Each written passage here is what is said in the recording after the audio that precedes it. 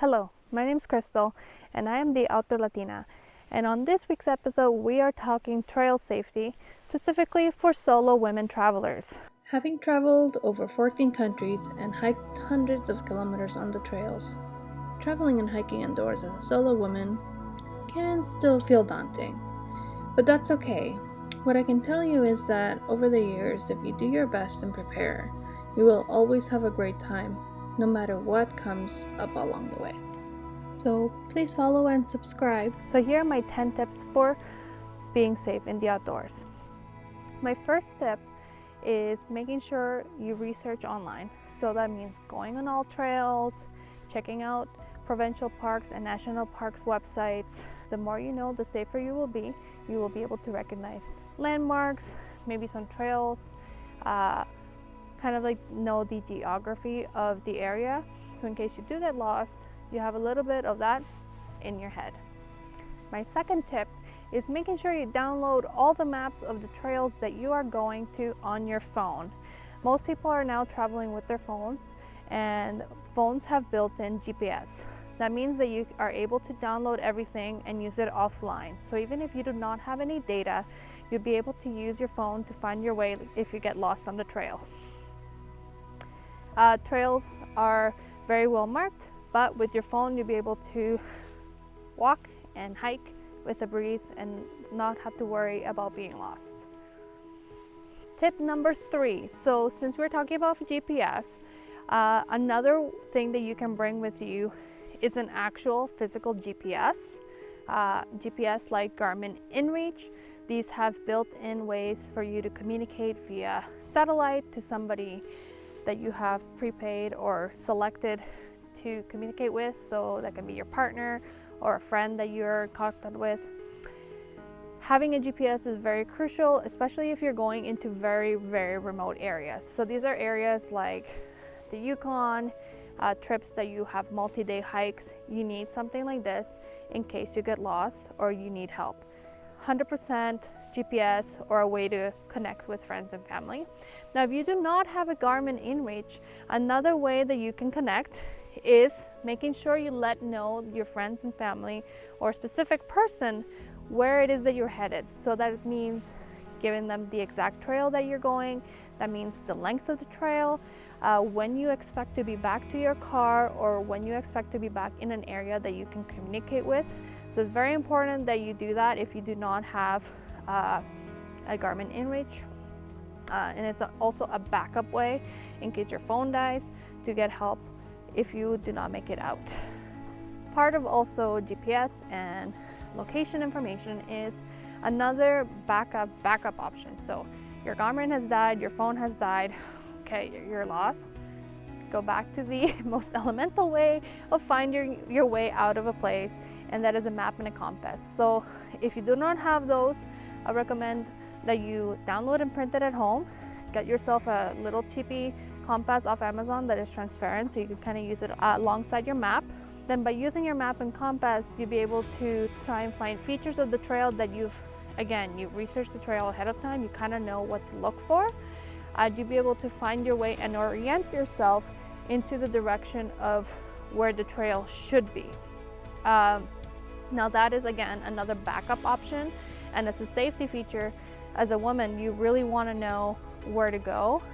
You definitely do not want to be solo traveling and then not have all these backup options in place, because guess what? If you screw all of those up, then you really get yourself in a really bad situation that you do not want to be in. And being a solo traveler, it is your job to be able to communicate that to somebody else so you can get the help that you need. Now obviously hikers and stuff will be also in some of the trails, but there are some trails that are lesser known or less traveled, and you really need to be able to have that in place because you can't rely on other people on the trail all of the time. Now, as a fourth backup of getting lost and making sure that you get out of the trail, making sure that you get all the help that you need in case, is you can also leave a note in your car. So I would say most parks have park officers that do go around and do check, the trailheads at times. And if you do have a little note saying, hey, I'm hiking this trail, I should be back by this time. And if they come, the next morning and they see that you should have come here the day before, then they will send the help that you need and start searching for you. So that's just like a bonus tip that I'm giving you guys. Good that you obviously say to your friends and family where you are going, but I will also not recommend saying where you are going on social media, exactly where you are with like the coordinates in there, just because that is the way that people that can be stalking me or looking at you on social media can follow you and potentially cause you damage. Another very important safety tip, whether you're solo traveling or not, is checking the weather or where you're going. More than once, I have been caught in weather that was, not predicted. And really, you do not want to be in a situation where that weather makes your experience not a great one. So that means if you're going to hike a mountain, don't just take your tank top. Make sure you bring a jacket, because it can get windy. It can get rainy all of a sudden. The clouds can just come in and all of a sudden you're in a rainstorm or anything like that. So check the weather. The other thing that you should check, weather or climate related, is depending on the place that you are going, you might be a tropical place. Do I need to bring a lot of bug spray?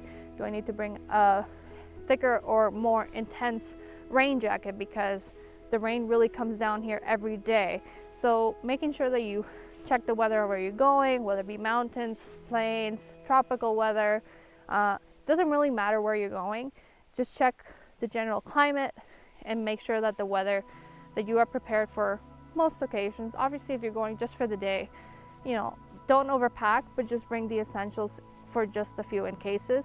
And I find that weather and being covered in the rain and protected is important for you to have a great experience. So my next tip is bear spray. So being that I live in Canada, I do live in Ontario, so we do have black bears here. If you do live in the Rockies or the West area, we do have grizzlies.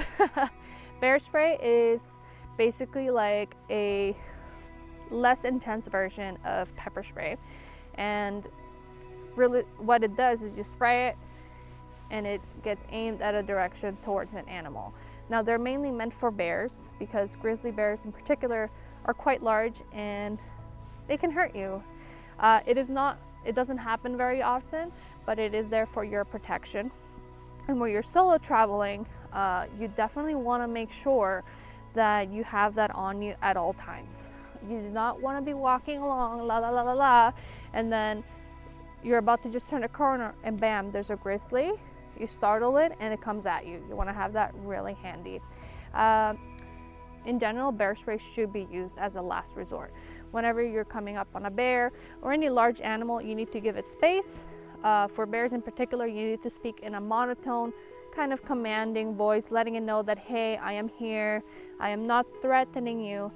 Please just back away. I just want to leave here safe.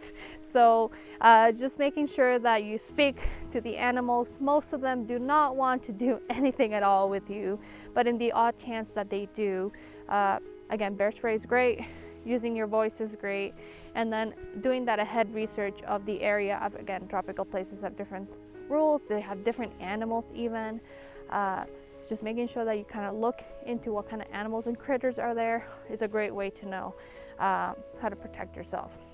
And bear spray is a must in Canada for sure. Another thing that I do bring on all of my hikes, it doesn't include 1 kilometer, 10K, 20K, doesn't matter what hike I do. I always bring myself a little knife. Maybe longer hikes I bring myself a bigger knife. It also depends on the area, but I always bring a little knife. And then also in my kit, I have a little Flint lighter, kind of fire starter. I kind of combine these as one because with the knife, there's different survival skills that you can use in case you do get lost or get hurt. That include maybe cutting some branches off to make a fire. You can also use it to, if you are like in the pit of despair and you do need to like fish or anything for like some nutrients, you can use your knife to gut or like cook anything like that. Again, knives are there to help you out. They're there as a safety survival skill and also to protect you. Another important safety feature when you're hiking solo is making sure that you bring enough food for your hike. If you're going on a 1-hour hike, you may need 1 granola bar, but you should bring as well just enough food for maybe an extra hour or 2 in case you get lost. The same kind of principle applies to longer trips. If you're going on a 2-day trip, you should maybe pack an extra half day. If you're going for a 5-day trip, maybe 1 whole day extra. And that is because you never know what happens. Your food might get soiled. That really sucks. You really don't want to be going half a day without your dinner. And you know, when you're doing these hikes by yourself and everything, you really want to make sure you got everything. And it's also a safety feature because you really do not want to be feeling lightheaded, dizzy, nauseated, super hungry, weak, fatigued when you're doing these strenuous activities, because it puts you in a place where you could get sick. Even bad weather, for example, might delay a hike, and you just really want to have that extra nutrients available for you so you can come out safe and still enjoy your experience. So my 8th tip here is bringing a medical kit. So in all hikes, I would say maybe 2 kilometers or longer. Most hikes that are under 2K are pretty busy, so if I do get hurt, I get help pretty easily. However, anything longer than that, I do find that it's good to bring your own med kit. So my med kit has anywhere from band-aids, gauze, it has anywhere to make a sling, it also has emergency blanket, has all kinds of stuff. I have also like Advil, Tylenol, like some basic medical stuff in there. I did just buy it off Amazon. I'll put the link underneath the comments, but having a medical kit is very important. And this is because you never know, like if you fall, you get a huge gash, you do not want that to be infected, so it comes with like the things to disinfect and everything. So having a medical kit is a very important safety feature to have. My 9th safety feature is if you do not want to be solo traveling, guess what? You do not have to solo travel. You can find a buddy. So I know sometimes your friends may not be available all the time. Your friends might not be into hiking. So like, what do? Options are, social media is a great way to meet people.